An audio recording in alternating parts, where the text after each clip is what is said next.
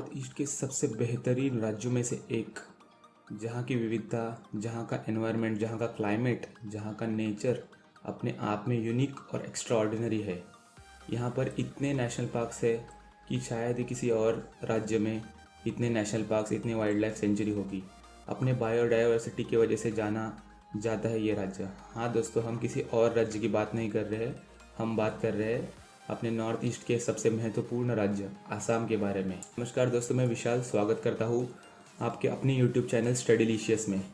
इस हमारी नई सीरीज़ नो योर स्टेट में हम जानेंगे हमारे देश के हर एक राज्य को बड़ी बारीकी से और समझेंगे उसके कई अननोन और इंटरेस्टिंग फैक्ट्स जो आपके ओवरऑल नॉलेज के लिए और एग्ज़ाम के लिए बहुत ही महत्वपूर्ण होंगे। तो देखते हैं हमारे नॉर्थ ईस्ट के किंग आसाम के बारे में।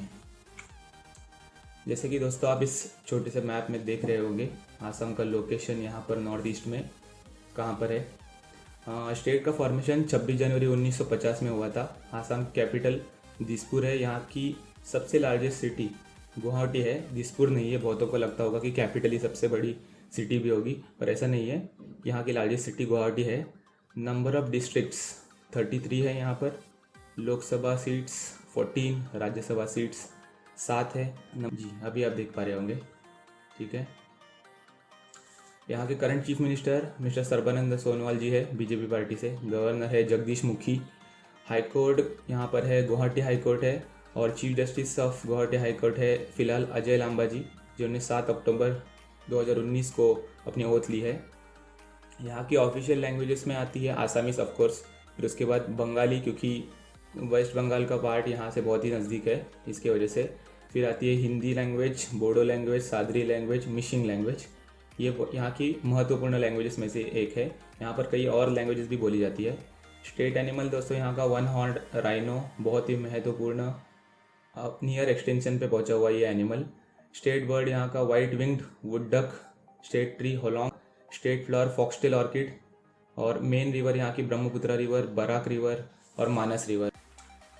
देखते हैं फिजिकल ज्योग्राफी आसाम की। आसाम का एरिया लगभग 78,000 किलोमीटर स्क्वायर है।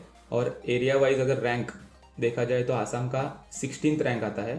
और बहुत ही महत्वपूर्ण ये नंबर ध्यान रखिएगा दोस्तों, नोट डाउन करिएगा। 16th आसाम की बाउंड्री लगती है वेस्ट बंगाल से, अरुणाचल प्रदेश से, नागालैंड से, मणिपुर से, मिजोरम से, त्रिपुरा और मेघालय से।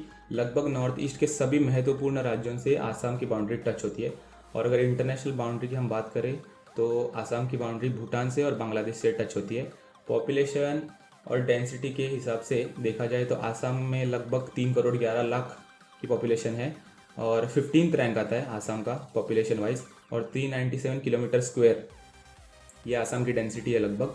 बाकी राज्यों से तो आप जानते ही है कि फिलहाल नॉर्थ ईस्ट की जो पॉपुलेशन डेंसिटी है वो कम है, फिर भी आसाम की हम कह सकते हैं कि सबसे ज़्यादा ही है इन राज्यों में। जीडीपी और पर कैपिटा इनकम के बारे में देखते हैं दोस्तों। 3.24 लाख करोड़ हमारा आसाम कंट्रीब्यूट करता है हमारे देश के जीडीपी में। और पर कैपिटा इनकम 82,000 के आसपास है। लिटरेसी रेट बहुत अच्छा है, 72% के आसपास लिटरेसी है। सेक्स रेशियो 958/1000, यानी कि इसका मतलब ये है दोस्तों, बहुतों को पता होगा, बहुतों को नहीं पता होगा, लगभग 958 फीमेल्स पर 1000 मेल्स। हिस्ट्री की बात करें, प्राचीन आसाम को कामरूप के रूप में जाना जाता था। यहाँ पर वर्मन राजवंश, शालसा स्तंभ राजवंश, कामरूप पाल राजवंशों ने यहाँ पर राज्य किया। और यहाँ पर भास्कर वर्मन जो यहाँ के प्रसिद्ध शासक थे, वहाँ पे उनके शासनकाल में एक चीनी यात्री आया था जुआन जैंग नाम का। उन्होंने अपनी यात्रा में जो भी अनुभव किए, जो भी एक्सपीरियंस किए, वो नोट डाउन करके रखे। मध्यकाल में वहाँ पे एक ताई विजेता थे जिनका नाम था चाउ लुंग सिउ, जिन्होंने पूर्वी आसाम पर अधिकार किया था। और वहाँ पर वो अहोम डायनेस्टी से बिलोंग करते थे। आसाम की हिस्ट्री में ये डायनेस्टी बहुत महत्वपूर्ण है दोस्तों, याद रखिएगा, अहोम डायनेस्टी। उन्होंने लगभग 600 साल तक आसाम में राज्य किया है।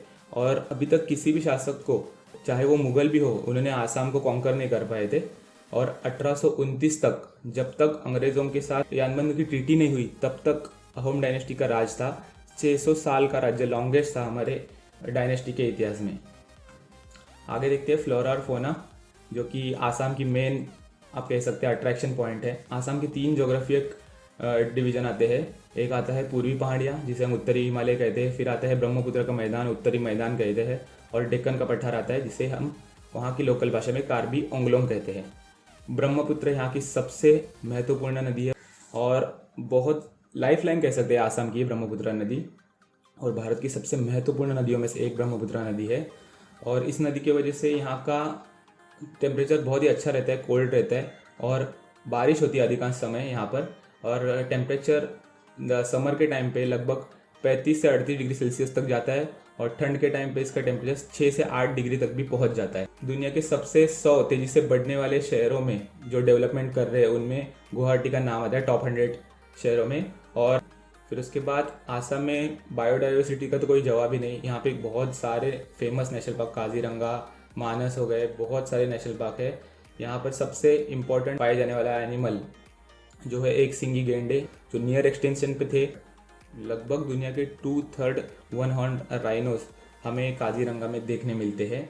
और यहाँ पे जंगली भैंसे भी होते हैं। उनकी सबसे बड़ी आबादी दुनिया में आसाम में है। आसाम में पक्षियों की भी बहुत सारी प्रजातियां पाई जाती है, लगभग 820 प्रजातियां। दोस्तों ये नंबर अपने आप में बहुत यूनिक है, 820 प्रजातियां यहाँ पर पाई जाती है। आसाम में आप जानते हैं ये पेट्रोलियम है, नेचुरल गैस है, कोयला है, चूना पत्थर है, और बहुत सारे मिनरल्स पाए जाते हैं। और यहाँ पर ये सिस्मिक जोन में आता है, इसके लिए बहुत सारे भूकंप भी यहाँ पर आते रहते हैं। 1869 में, 1897 में, 1950 में यहाँ पे बहुत सारे मेजर जो भी भूकंप अर्थक्वेक्स आए हैं वो यहाँ पर दर्ज किए गए हैं। ट्राइब्स, यहाँ पर नॉर्थ ईस्ट के स्टेट्स में आपको बहुत सारे ट्राइब्स देखने मिलेंगे। मध्य प्रदेश के बाद बहुत सारे ट्राइब्स इसी एरिया में रहते हैं। यहाँ के मेन ट्राइब्स है बोडो है, देवरी ट्राइब है, कछरी ट्राइब है, मिसिंग, कार्बी, डिमासा, ये यहाँ के मेजर ट्राइब्स है, जैसे कि आप स्क्रीन पर देख ही पा रहे होंगे। दोस्तों और एक इम्पॉर्टेंट बात, अगर आप इस वीडियो की PDF को डाउनलोड करना चाहते हैं तो हमारे टेलीग्राम चैनल को ज्वाइन कीजिए।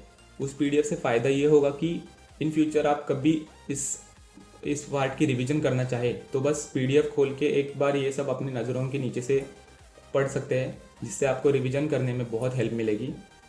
और अगर फिर भी आपको कोई पार्ट समझ में नहीं आया तो वीडियो आप दोबारा देख सकते हैं। वैसे तो मैं बहुत सिंपल लैंग्वेज में बता रहा हूँ ताकि हर एक को समझ में आए। और टेलीग्राम का फ़ायदा ये है कि अगर आपके कोई डाउट हो तो आप एक दूसरे से वहाँ पे पूछ सकते हो, एक दूसरे से डिस्कस कर सकते हो। आपके पास अगर कोई यूनिक क्वेश्चन हो तो आप वहाँ पे वो शेयर कर सकते हैं। आपके कोई सजेशंस हो तो आप वहाँ पे पर्सनली शेयर कर सकते। ग्रुप की लिंक डिस्क्रिप्शन में दी हुई है, उस ऑफिशियल लिंक से ही ज्वाइन करना। हम फेस्टिवल्स में नॉर्थ ईस्ट का तो कोई जवाब ही नहीं। बहुत सारे ट्रेडिशनल फेस्टिवल्स यहाँ पे है। डोमाई, पोहांग बिहू, माघ बिहू, बैशागु, खेरी, गर्जा, पोरंग, स्नान, वांगला, अंबुबाची मेला, ये बहुत सारे इम्पोर्टेंट फेस्टिवल्स है। डांस फॉर्म्स बहुत ही इंपॉर्टेंट नॉर्थ ईस्ट के डांस फॉर्म्स बहुत सारे कॉम्पिटिटिव एग्जाम्स में पूछे जाते हैं, तो नोट डाउन रखिएगा दोस्तों। बिहू, बागुरम्बा, भोरताल, सत्रिय नृत्य, ओजापाली नृत्य, झुमेर नृत्य, ये आसाम के बहुत इंपॉर्टेंट डांस फॉर्म में से एक है। शॉर्ट नोट्स दोस्तों बनाए रखिएगा। PDF तो मैं आपको प्रोवाइड कर ही दूंगा, पर फिर भी जब भी आप कोई चीज़ पढ़ते हो तो अपने पास एक बुक रखिएगा और शॉर्ट में अपने लैंग्वेज में उसे लिखते रहिएगा, ताकि वो भी रिवीजन करने में बहुत आसान होती है। दोस्तों रटिए मत कोई भी चीज़। रटने से क्या होगा, आप थोड़ी देर के लिए उसे याद रख पाएंगे, ज़रूर याद रख पाएंगे। आज दोपहर तक, आज शाम तक उसको याद रख पाएंगे। 15 दिन के बाद पढ़ोगे तो आप आधे से ज़्यादा चीज़ें भूल गए होंगे। इसलिए रिवाइज करते रहिए तो आपको ये सब चीज़ें आसानी से याद रहेगी। देखते हैं अगली स्लाइड। ज्योग्राफिकल इंडिकेशन टैग बहुत ही इंपॉर्टेंट दोस्तों। हर एग्ज़ाम में एक क्वेश्चन तो इससे होता ही होता है, चाहे वो स्टेट लेवल का एग्ज़ाम हो या फिर सेंट्रल लेवल का एग्ज़ाम हो। वो किसी भी वनडे कॉम्पिटिटिव एग्जामिनेशन में ये तो पूछा ही जाने वाला सवाल है। तो आसाम के 4 इंपॉर्टेंट GI टैग्स है, उसे ध्यान रखिएगा। मुगा सिल्क आसाम का सबसे महत्वपूर्ण। आसाम में यहाँ पे जिंजर, अदरक की एक बहुत ही यूनिक किस्म पाई जाती है, आसाम करबी एंगलोंग। फिर आती है तेजपुर लीची। फिर आता है आसाम का जोहा चावल, ये अपने आप में बहुत यूनिक है। ये 4 GI टैग दोस्तों ध्यान रखिएगा। फिर आते हैं डैम्स आसाम के, ये भी पूछे जाते हैं बहुत सारे एग्जाम्स में। कोपिली रिवर, उस पर है खांगडोंग डैम। फिर आती है उमरोंग रिवर, उस पर है उमरोंग डैंग। फिर आती है बोरापानी नदी, जिस पे है कार्बी लंगपी बांध। आप इमेज में देख रहे होगे कितना ब्यूटीफुल कंस्ट्रक्शन है ये डैम का। फिर आते हैं नेशनल पार्क। दुनिया भर के इम्पोर्टेंट नेशनल पार्क्स आसाम में आपको मिलेंगे। Dibru Saikhowa national park, Kaziranga national park, Manas national park, Nameri national park, Orang national park, फिर बोरेल, आमचैंग, चक्रशिला नेशनल पार्क। ये एक बहुत इंपॉर्टेंट अगला नेशनल पार्क दोस्तों, ये फिलहाल एग्जाम्स में बहुत पूछा जा रहा है, दिहांग पटकाई नेशनल पार्क और गरमपनी नेशनल पार्क। ये कुछ इंपॉर्टेंट नेशनल पार्क्स आसाम के। फिर आता है ट्रांसपोर्ट सिस्टम आसाम का कैसा है। और यहाँ पे कुल सड़क की लंबाई लगभग 70,000 किलोमीटर के आसपास सड़क की लंबाई है। और पूर्वोत्तर आसाम का भाग है, वहाँ पर सड़कें ज़्यादा है, वहाँ पर लोग ज़्यादा रहते हैं। 60% ऑलमोस्ट सड़कें वहीं पर है। फिर उसके बाद रेलवे रूट की लेंथ यहाँ पर लगभग 2,500 किलोमीटर के आसपास है। आसाम बहुत अच्छे से रेलवे से कनेक्टेड है बाकी स्टेट से। गोपीनाथ बोरदोलई इंटरनेशनल एयरपोर्ट किस स्टेट में लोकेटेड है तो आपको ध्यान रखना है, वो आसाम में है। और गुवाहाटी से वो 18 किलोमीटर दूरी पर आता है, ये भी आप ध्यान रखना चाहे तो रख सकते हैं। ब्रह्मपुत्रा नदी है जिसे बहुत अच्छे से यूज़ किया जा रहा है फिलहाल एज अ नेशनल वाटरवे के हिसाब से। सेकेंड नेशनल वाटरवे आता है हमारा। जो भी मेजर ट्रांसपोर्ट, जो भी हैवी ट्रांसपोर्ट है वो नेशनल वाटरवे के थ्रू ही होती है। और यूनिवर्सिटीज़ और कॉलेजेस, आसाम यूनिवर्सिटीज़ भी बहुत इंपॉर्टेंट यूनिवर्सिटीज़ है। आसाम यूनिवर्सिटी हो गई, फिर Assam Rajiv Gandhi university of cooperative management हो गई, Assam science and technology university, Assam women's university, Cotton university Guwahati, Kaziranga national park भी है और उसके नाम से एक यूनिवर्सिटी भी है काजीरंगा यूनिवर्सिटी जो जोरहाट में है। National law university and judicial academy Assam है। Guwahati medical college and hospital in Guwahati है। रीजनल डेंटल कॉलेज है। Institute of science and technology Guwahati है, वहाँ पर है लोकेटेड। ये सबसे महत्वपूर्ण पार्ट नोटेबल पीपल, इन्हें आप ध्यान रखिएगा क्योंकि बहुत बार एग्जामिनेशन में इससे सवाल आता है। तो नोटेबल पीपल्स की लिस्ट ये आपके सामने रही। Fakhruddin Ali Ahmed 5th president of India थे। गोपीनाथ बोरदोलई यहाँ के, उनके नाम से आसाम के इंटरनेशनल एयरपोर्ट का नाम है, जो यहाँ के फर्स्ट चीफ मिनिस्टर थे और इंडिपेंडेंस एक्टिविस्ट थे। हिमा दास रन मशीन, कौन नहीं जानता इसे, ढींग एक्सप्रेस इन्हें ही कहते हैं। एथलीट थे और अभी धुआंधार जो इन्होंने गोल्ड मेडल्स की बौछार कर दी थी, इसी स्टेट से बिलोंग करती है। फिर रीमा दास फिल्म डायरेक्टर और producer. Zubeen Garg musician, actor, director, producer, Assam से बिलोंग करते हैं। रंजन गोगोई जो हमारे फॉर्मर CGI थे, चीफ जस्टिस ऑफ इंडिया, और अभी फिलहाल रिटायर्ड हो गए हैं। दोस्तों कमेंट कीजिएगा कि हमारे करंट CGI कौन है। जितेंद्र नाथ गोस्वामी चीफ साइंटिस्ट थे जब हमारा चंद्रयान 1 इसरो के द्वारा लॉन्च किया गया था, वो भी आसाम से बिलोंग करते हैं। भूपेन हजारिका, भारत रत्न भूपेन हजारिका, लास्ट जो भारत रत्न दिए गए थे उनमें इनका नाम था भूपेन हजारिका, अगर आप नहीं जानते तो ध्यान रखिएगा। म्यूजिशियन, लिरिसिस्ट जादव पायेंग, 2019 में एनवायरनमेंट की न्यूज़ में इनका नाम बहुत मशहूर हो रहा था। दोस्तों अभी भी चर्चा में इनका नाम रहता ही है, जादव पायेंग। वहाँ की एनवायरमेंटलिस्ट है और नेचुरलिस्ट है, ध्यान रखिएगा ये नाम। शिव थापा हमारे champion boxer, Asian game gold medallist, ये भी आसाम से ही बिलोंग करते हैं दोस्तों, ध्यान रखिएगा। अब हम जानेंगे स्कुलचुली गांव, यहाँ का दुनिया के सबसे बड़े बुनाई गाँव में से एक है। बहुत लगभग 100% यहाँ के लोग बुनाई में, इस स्कुलचुली गांव के बुनाई में एनरोल रहते हैं, एंगेज रहते हैं। दुनिया का सबसे बड़ा रिवर आइलैंड माजुली आइलैंड, ये भी दोस्तों याद रखिएगा, बहुत ही इंपॉर्टेंट फैक्ट है ये, जो एग्जाम में भी पूछा जाता है। माजुली आइलैंड ये आसाम में स्थित है। और सबसे दुनिया का छोटा आबादी वाला रिवर आइलैंड उमानंद, ये भी आसाम में स्थित है। सबसे बड़ा भी और सबसे छोटा भी। सबसे बड़ा तो माजुली आइलैंड बहुतों को पता होगा, पर सबसे छोटा उमानंद ये बहुतों को नहीं पता होगा शायद।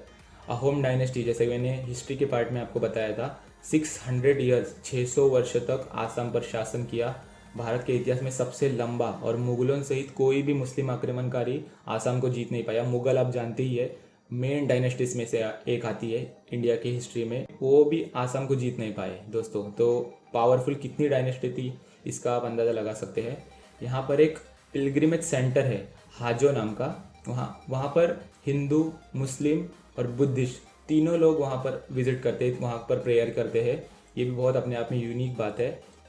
आसाम में दिग्बोई का तो नाम आपने सुना ही होगा, first oil well in Asia उसे कहते हैं, बहुत ही पुरानी दोस्तों ऑयल वेल है। उसके बाद वन हॉर्न राइनोस का, जैसे हमने फ्लोरा और फौना पार्ट में पढ़ा था, वन हॉर्न राइनोस दुनिया के लगभग 2/3, मतलब अगर दुनिया में 300 राइनोस है तो 200 राइनोस आसाम में है। 500 स्पीशीज ऑर्किड, अपने आप में बहुत ही ब्यूटीफुल फ्लावर होता है, अगर आपने कहीं देखा नहीं होगा तो गूगल सर्च कीजिए, ऑर्किड बहुत ब्यूटीफुल फ्लावर होता है। रंगघर एशिया का पहला एम्पी थिएटर यहीं पर लोकेटेड है दोस्तों। तो फिलहाल दोस्तों इस वीडियो में इतना ही।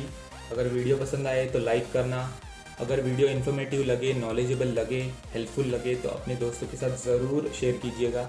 अगर वीडियो पसंद आया तो चैनल को सब्सक्राइब कीजिएगा, बेल आइकन को प्रेस करना मत भूलिएगा दोस्तों, ताकि हम जब भी कोई नया वीडियो अपलोड करें तो उसका नोटिफिकेशन आपको तुरंत से मिल जाए। आशा करता हूँ स्टडीलिशियस का पहला वीडियो आपको ज़रूर पसंद आया होगा। तो मिलते हैं दोस्तों इसी सीरीज़ में अगली बार और कई और बेहतरीन वीडियोस के साथ, स्टडीलिशियस टेस्ट द ट्रू नॉलेज के नए वीडियो में। तब तक के लिए गुड बाय दोस्तों, हंसते रहिए, आपका और अपने घर वालों का, दोस्तों का, सबका ख्याल रखिएगा। और तब तक के लिए bye bye, see you, piece.